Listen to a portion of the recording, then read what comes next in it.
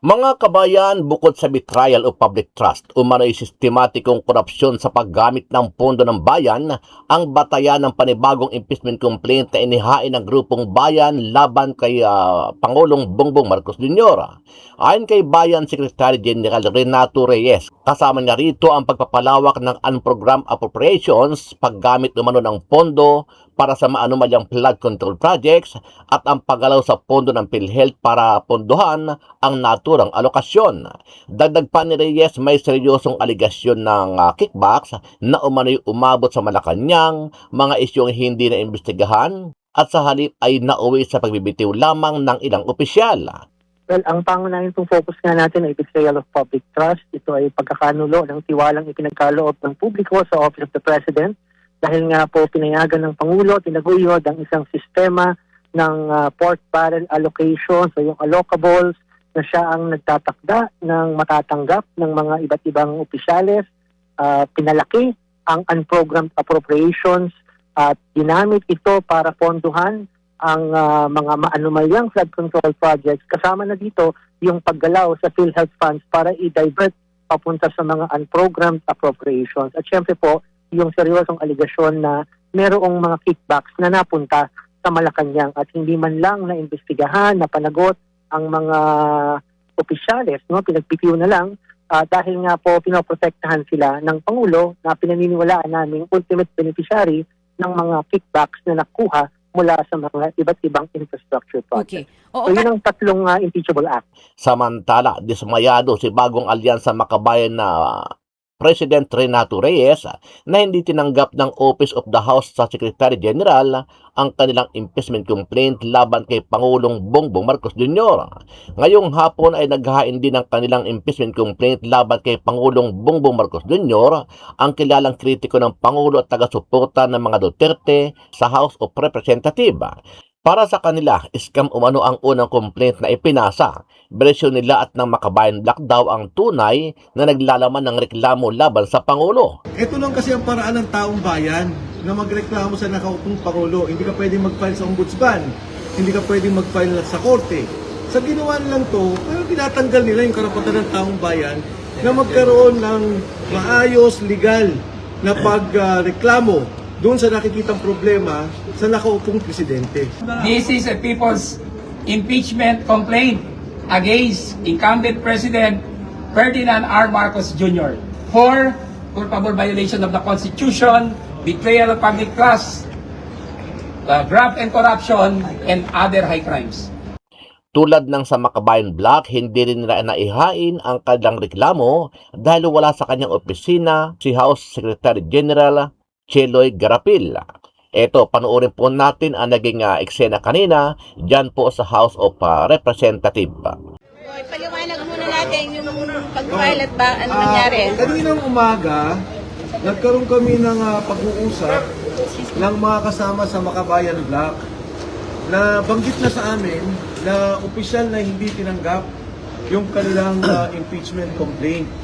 Kaya kami may prepared statement na kami tungkol dito sa ginawa dahil na-anticipate na namin na talaga magkakaproblema sa mismo pag-file namin. At katulad nga na nangyari at na-anticipate namin, gano'n nga. So if I will be allowed to read the statement, to be clear, distribute na lang siguro. The refusal of the Office of the Secretary General of the House of Representatives to accept the impeachment complaint is a clear violation of both the rules of the House and the 1987 Philippine Constitution. Under the Constitution, the House of Representatives has the sole power to initiate impeachment proceedings. The rules of the House explicitly provide a ministerial duty for the Office of the Secretary General to receive and record impeachment complaints that are duly filed. There is no discretion given to the Secretary General to reject, screen, delay, or block such filings. By refusing to accept the complaint, the office effectively usurps the constitutional authority of the House itself and denies the Filipino people their only lawful mechanism to raise grievances against a sitting president. If I may repeat that, by refusing It denies the Filipino people their only lawful mechanism to raise grievances against a sitting president. Impeachment is not a political favor. It is a constitutional right. It is the only formal process through which citizens, through their representatives, can seek accountability from the highest official of the land. To block this process is not merely procedural error. It is a constitutional violation, an obstruction of a lawful remedy, and a direct assault on the people's right to petition government for redress of grievances.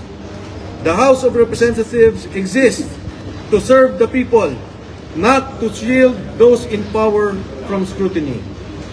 The rules are clear. The Constitution is clear. The duty is clear. And no office has the authority to silence the people's voice. Maraming salamat po at magandang hapon sa inyong lahat. If I may distribute this. Sir, question. Madagdag, sandali lang, madagdag ko lang. Yung impeachment complaint is actually a people's complaint. Yun lang. So, hindi kailangan pigilan ang reklamo ng taong bayan. It's a people's complaint. It's a constitutional process na nasa constitution natin na pinoprovide para sa ating lahat. So, Wala na akong idadagdag. Okay na yun. so anong masasabi niya hindi tinanggap yung impeachment complaint? Hindi tinanggap. Yun nga, sa hindi pagtanggap nila, it is not only a violation of the rules, but of course of the Constitution. At ang mas mahalaga, ito lang kasi ang paraan ng taong bayan na magreklamo sa nakaupong Pangulo. Hindi ka pwedeng mag-file sa ombudsman, hindi ka pwedeng mag-file sa korte. Sa ginawa nilang to, parang tinatanggal nila yung karapatan ng taong bayan na magkaroon ng maayos, legal na pagreklamo doon sa nakikitang problema sa nakaupong presidente. May ginawa nyo rin ba yung ginawa ng Makabayan kanina na nag-iwan kayo ng kopya ng complaint sa Office of the SecGen? Hindi. Nag-iwan kami. Wait. Okay. Nag-iwan kami, pero hindi nila tinanggap. We attempted, and we have recorded every possible conversation we had with... So as a copy of your complaint is not inside the Office of the SecGen? Hindi nila tinanggap. Sir, what are the grounds for impeachment and for what? We will be discussing this at another time. Ang tingin namin ang dapat natin pag-usapan ngayon, yung mismong, kasi yung sa maraming pagkakataon sa Korte Suprema, may decision na about impeachment complaints. In fact, the recent decision was on the Vice President. At mabigat tong hindi pagtanggap, hindi namin maintindihan kasi hindi naman si Secretary General Cheloy ang sinasabi ng Saligang Batas. Ang sinasabi ng Saligang Batas, yung opisina. Dapat i-receive nila yun. Sir, but very briefly, betrayal of public trust po ba ito? Paglabag sa konstitusyon? Marami. Concentrate sa hindi pagtanggap, please. Sino po complainant? Sir, iba pa ulit. Parang kakanta eh. Sino yung parang kakanta? Wait lang. Kasi ako paus eh. Our impeachment complaint encompasses almost all the ground except for treason and bribery, I guess. But culpable violation of the Constitution, betrayal of public trust, graft and corruption, high crimes. These are all embodied in our complaint against Marcos Jr. Sino po yung complainant, sir? Ano yung offenses, sir? Offenses. Ano yung offenses? Sa ngayon, we will call for a press conference tomorrow. Press con kami para i-discuss yung details, pero sa ngayon yun ang statement namin. Ang hindi Endorser lang, sir. pagtanggap- Endorser. Pati endorser. Kasi may endorser kami nandito. Pero siyempre, tatlo. Siyempre, nung nakita namin, nung na-inform kami na Makabayan Black, and may mga kasama tayo sa Committee on Rules, dun sa nangyari, medyo nagulat na kami. In fact, nakita nyo naman, mali-malita yung dala namin. Pero kung ganito yung mangyari, napakapangit naman. Para Oo, lunch tomorrow, Max. Ikaw na. Press conference, Max Restaurant sa Circle. ano oras? Anong gusto mo ng oras? 11. O, lunchtime. Lunchtime. Para umabot. 11 gusto nyo, 12 o'clock tayo. Para umabot dapat sa prime time, sir. 12-11 tayo. Mga 10-10. Kasi meron dapat marumaro sa symbolic. Again, ang office of the... Sige, sabihan ko sila. Symbolically daw dito sa office, magtayo din tayo. Oo, doon na lang. Sige, para Dito sa harap ng office. Harap ng office. Okay, sarap. Ganyan, ganyan. Symbolically. Sir, may I request? Sir, pa-picture naman ng copy. Attorney, pa-picture naman ng Doon na doon. Doon na doon. Sa yung ground. Doon na doon. Dito, dito.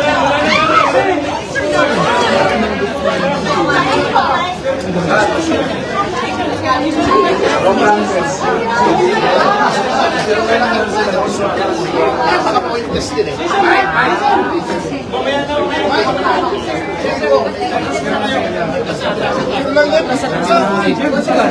Yan. Dati! Dati! Wala na po puno Dati! Bob, dito ka sa tayo. Alon, dito. Huwag mo lang munang microphone. Tanong ko lang, kaya ba ayaw nung banggitin daw yung mga names ng mag-endorse kasi ayaw nila mag-endorse? Sir, dito lang ha. Ba't ayaw kong banggitin yung tatlo? Si Atty. hindi makita.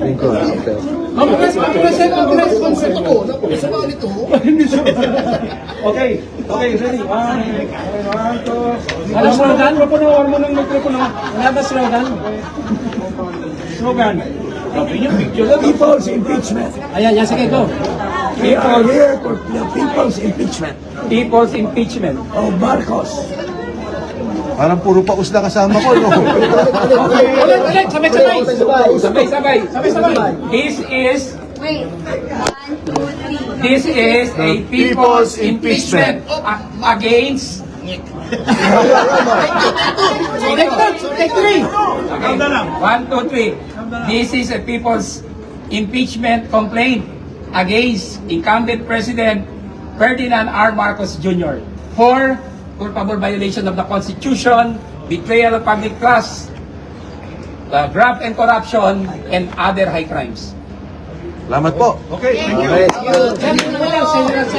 Sir, steady lang, sir.